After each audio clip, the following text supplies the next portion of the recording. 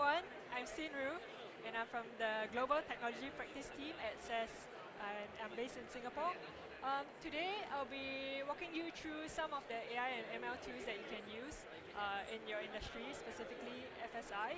And I also cover a little bit about Gen AI because everyone here is going to talk about Gen AI. And we are from an analytics company, so definitely we have to cover it. I will be also talking about the ethical aspects of it. So last year we did like a project with MAS itself, and then we built a demo on how we can incorporate all the ethical aspects of AI in AI. Then, then lastly, I have my colleague here with me, Nicole. She's the education expert in my company, and I'll share with you some useful links where you can learn, do some free e-learnings as well as certifications, and also if you're interested to explore like career in finance, I have some slides as well. But a little bit more about me. I joined SES about 4.5 years ago. I started SES. I joined SES through this academy program, so the Global Customer Advisory Program, where I flew to Cary, our HQ, in North Carolina, and I did like 3 months long of training with SES. So coming from like business school, I jumped into this tech career, and this program gave me like the opportunity to learn a lot about like end-to-end analytics life cycle. So from like data prep to building models and then to deploying them, I learned everything on the job here. So just an overview again: AI ML tools, ethical aspects, and SES certifications and e-learning. So very briefly, who are we? SES. Okay, we are a leader in banking. In fact, like our founder, Dr. Jim Goodnight, he's actually one of the engineers of Apollo. So he's a really intelligent guy. Our company has been around for a long time, and we have banking customers in over 92 countries. 90% of the top 100 global banks use SES, and we have more than 3.5 thousand customers around the world. So I'm going to explain to you this analytics lifecycle, but firstly, um, for every customer problems that we're trying to address, we are basically answering customer questions, right? So simple things like, should I approve this loan? Am I in compliance with the most current regulations? Am I treating my customers fairly? Or is my organization protected? So these are the questions that we are trying to address for our customers. So getting from question to decision is what we're trying to do here. So other stuff like, am I maximizing my resources and spend?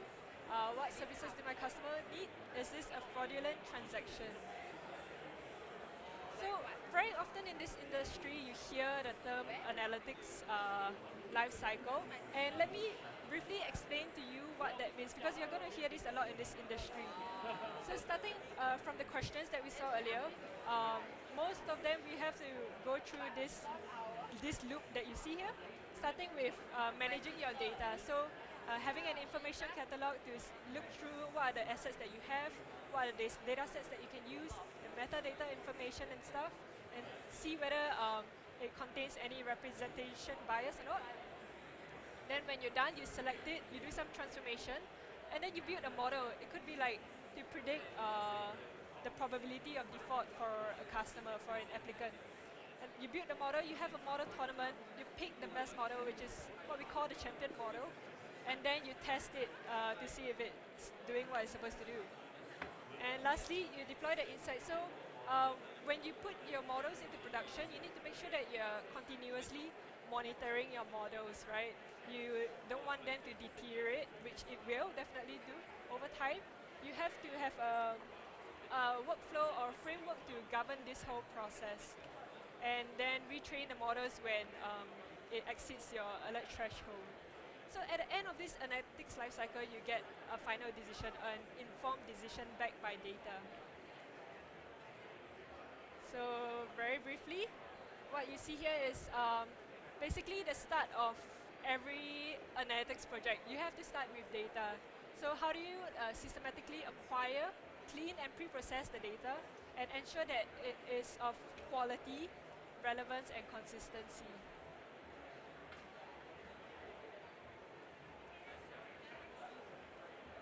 Okay, then with sometimes the data set is not in a single analytical base table. You have to perform certain joins and merge them together. That's where you do transformations, and then you end up with one single table where you can build your model. So connect billions of data records to more accurately identify features for training and evaluation. So you have your model tournament. You can start with one model. You can build multiple models. Then you fine tune these hyperparameters of your models to give you like the best accuracy. So there we have our champion model. And for most organizations, you don't just have one model that you use throughout like your entire lifetime. You have multiple models. It could be SAS models, open source Python or R models. Those you can bring into the same model manager and govern them via the same process. So not just building models to get like your probability of default. How do we make sense of this probability of default? That's where you have to wrap them around like, using business rules to decide whether or not a probability of default of 0.25 is considered high or low. Should I then approve or reject this loan? You have to monitor these models over time, and when you have lots of models, it becomes very hard for you to monitor them one by one. You need to have a proper framework and governance, a workflow to do that for you, and automate this entire process. But at the same time, bring in humans into the loop, so you have like approval flows and stuff, so that you bring in human at the right time, but at the same time, automate as much as you can. So back to this analytics lifecycle, there are many different capabilities from your data visualization, data management, machine learning, NLP, forecasting, optimization model, and depending on your organization, sometimes you might just be focused on one area, or sometimes the platform is just agnostic. So depending on your customer problem, you can use that platform for anything. So that's where we have the analytics lifecycle. And then these are some of the common AI opportunities in the banking industry. So starting with the most common ones like acquisition, cross-sell, upsell, next best offer for your product, network optimization. So that falls under the accelerate growth category. And then under the improved customer centricity and productivity, we have all your like churn prediction, channel optimization, lifetime value analysis. Under risk and governance, how can we reduce fraud losses? How can we automate credit loss reserving decisions? And then lastly, Gen AI. So I was actually looking at the agenda outside, and it looks like every speaker is talking about Gen AI. So I'm missing out if I don't. So in the next section, I'm going to focus on Gen AI.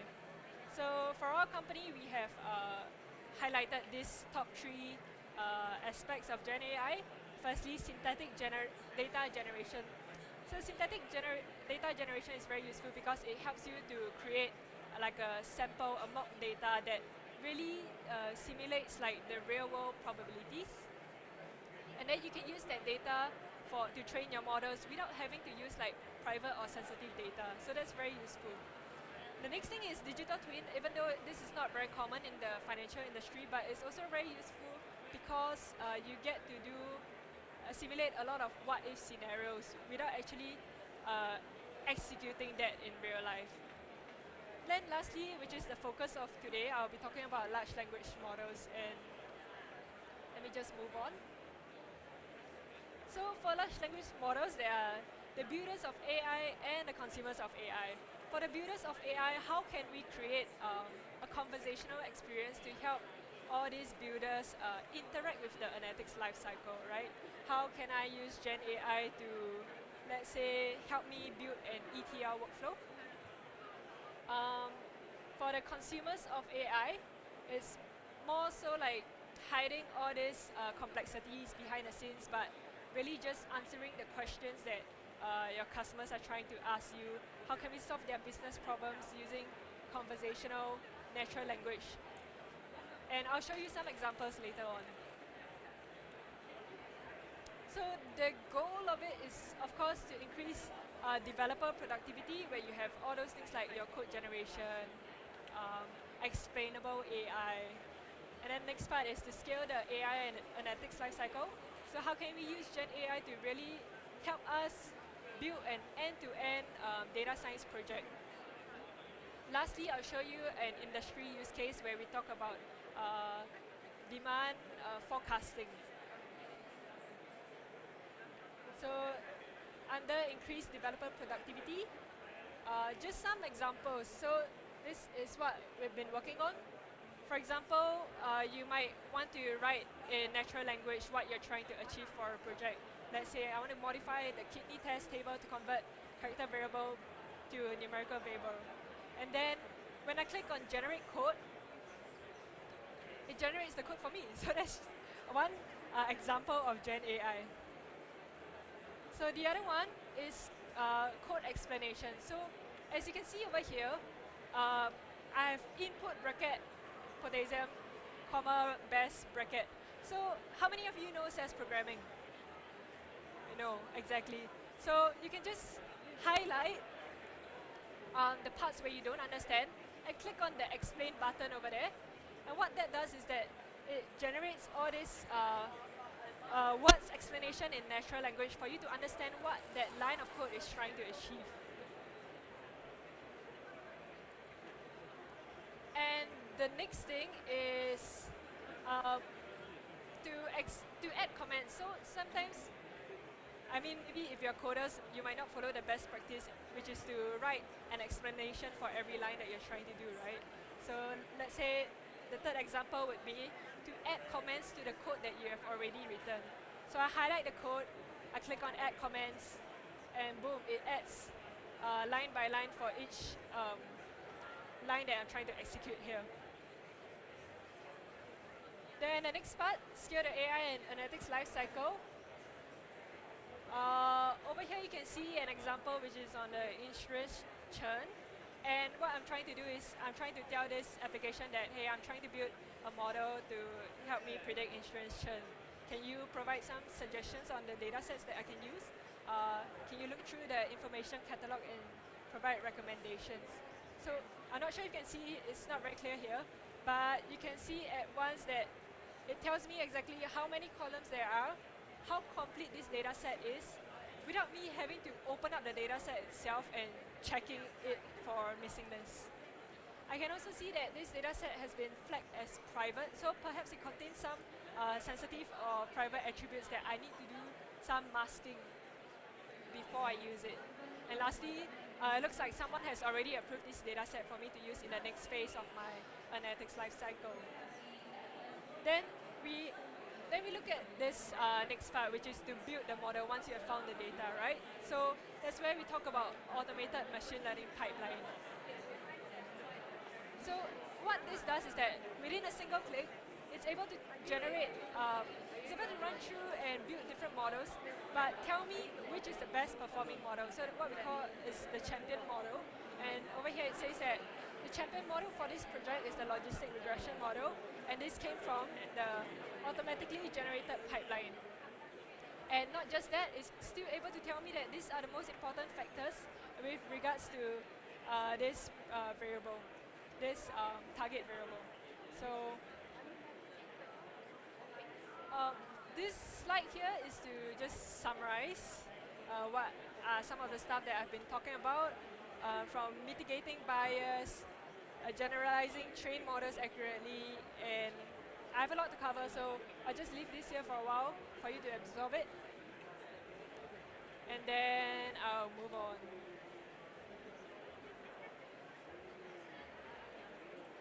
Okay. So Gen AI doesn't have to be like something that you use at the end of your analytics lifecycle. It could be embedded into every part of your analytics lifecycle to help you be more productive at work. So So lastly, on the Gen AI topic, it's about transforming industry workflows. So how can I use Gen AI to improve productivity for our customers?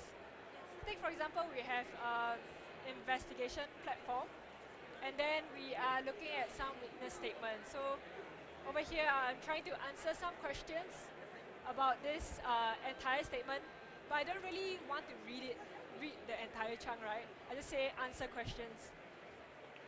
So the question could be like, what locations are mentioned?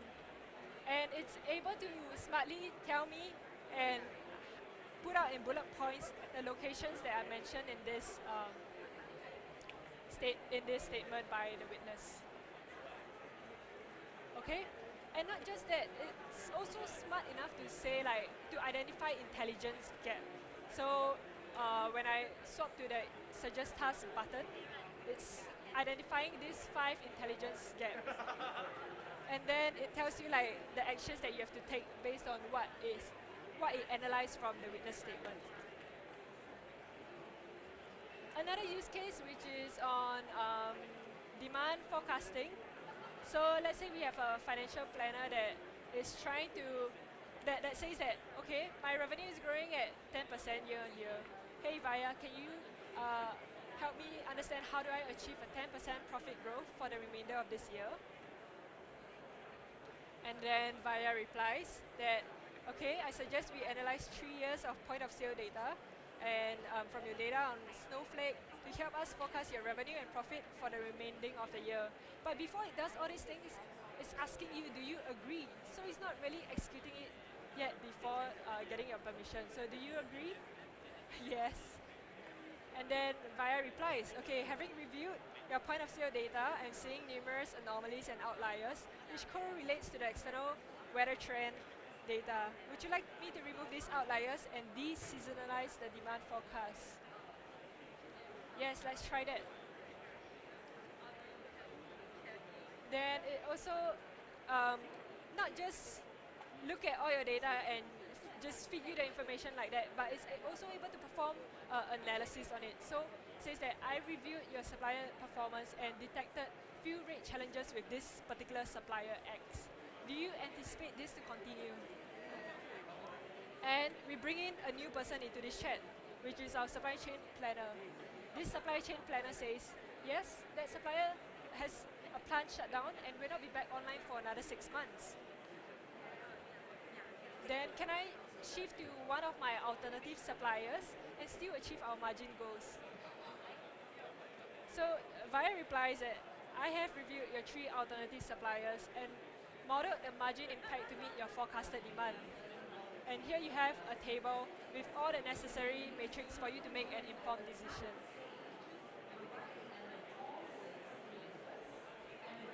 So at the end of this, Vaya is able to provide a recommendation that says that using supplier B for the remaining of the year and removing any promotional campaigns to reduce demand to match supply and still achieve your profit target.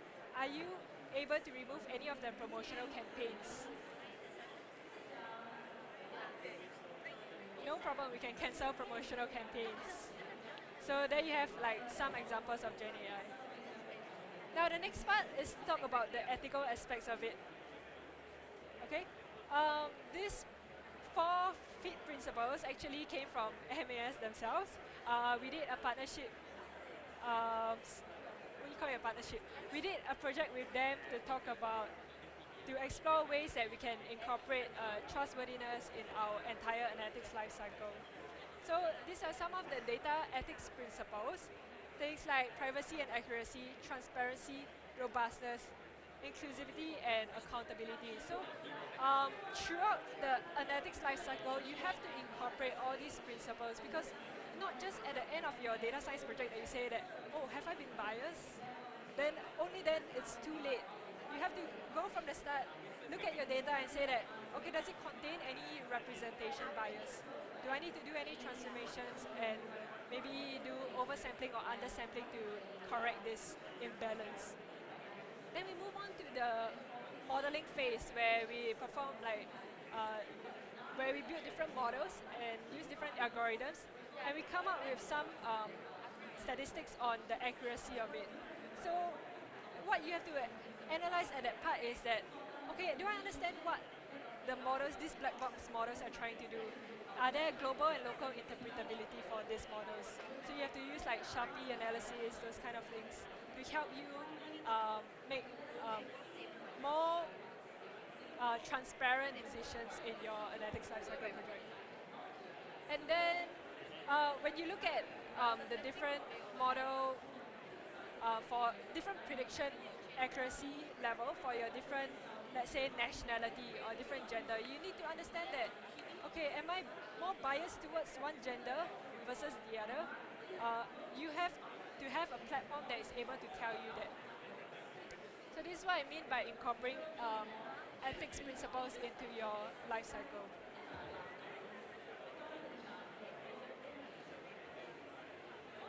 So this is an example of like the report that we built. So not just looking at the accuracy. One second.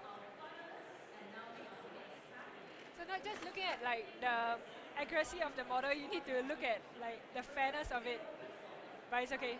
Let's take a look at an example. So this was a report that we generated from our data science project, and it not only incorporates all your basic like what they use, what statistics they use to determine that this is the champion model. It's also able to tell us important things like, are there prediction bias, representation bias in this data. So you have a complete report that is generated for you at the end of this project. So for that, we integrated with the Veritas Toolkit. I'm not sure if you guys heard it before, but that was one of the demos that we did with MES. Now, I'm going to move on to talk about e-learning, right?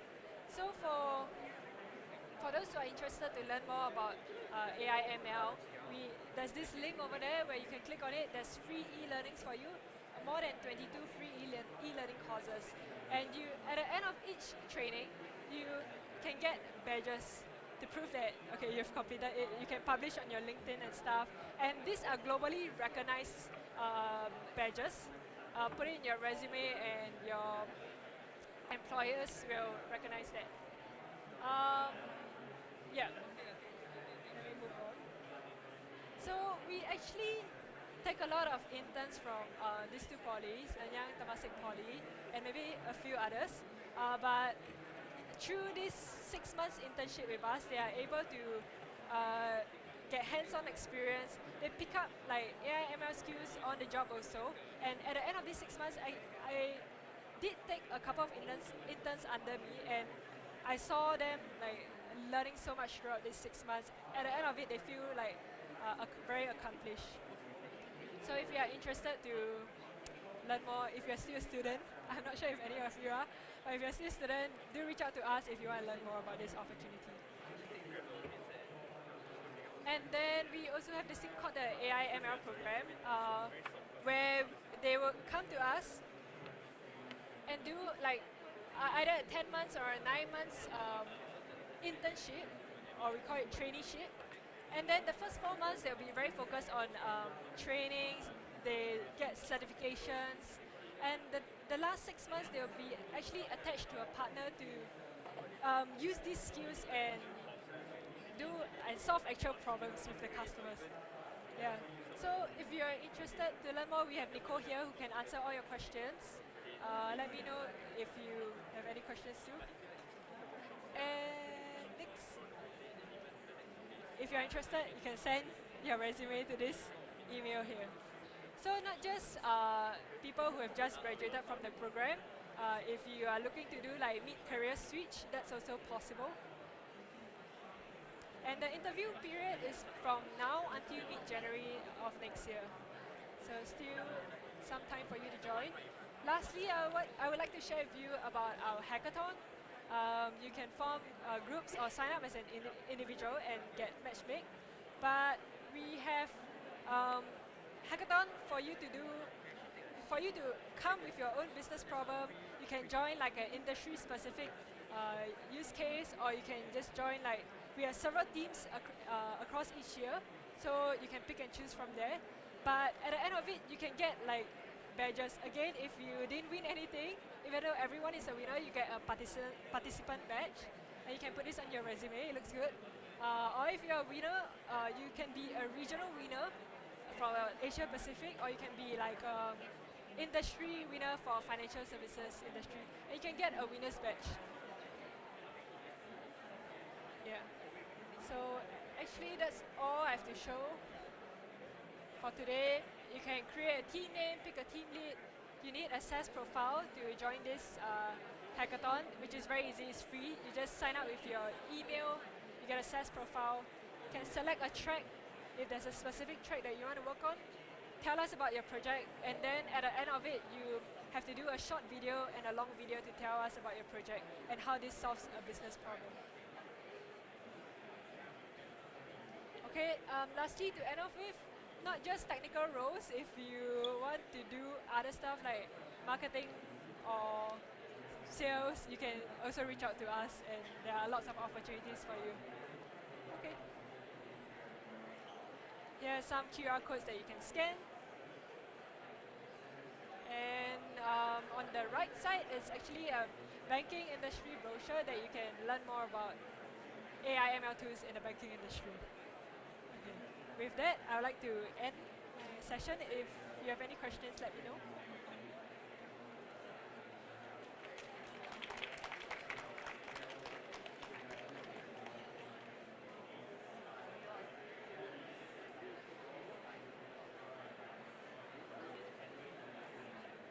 Yeah, so those are Gen AI.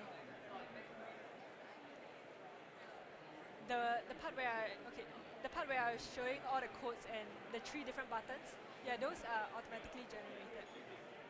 And we have a private preview coming up end of this year. So this demo was actually showcased in Vegas to all our SaaS customers and partners. Because we are an AI company, we have to innovate with time.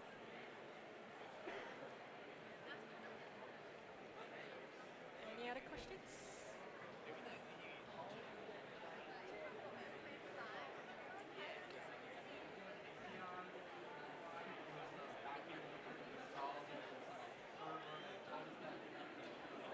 Okay, so for any Gen AI project, right, you need to have like, in this case, an AI application that is backing this whole information. So it's API calls to our application, retrieving those information. So I'm not sure if I showed it earlier, but actually you can click on those links, and it brings you back to the AI platform behind the scenes. So the Gen AI part is like just the UI.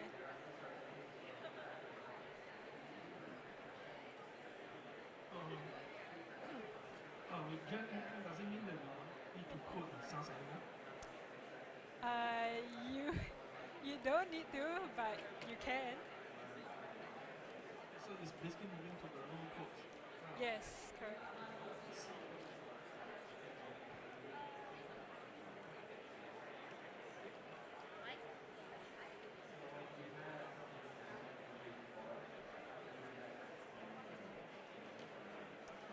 Yeah, that's all I have. Thank you so much.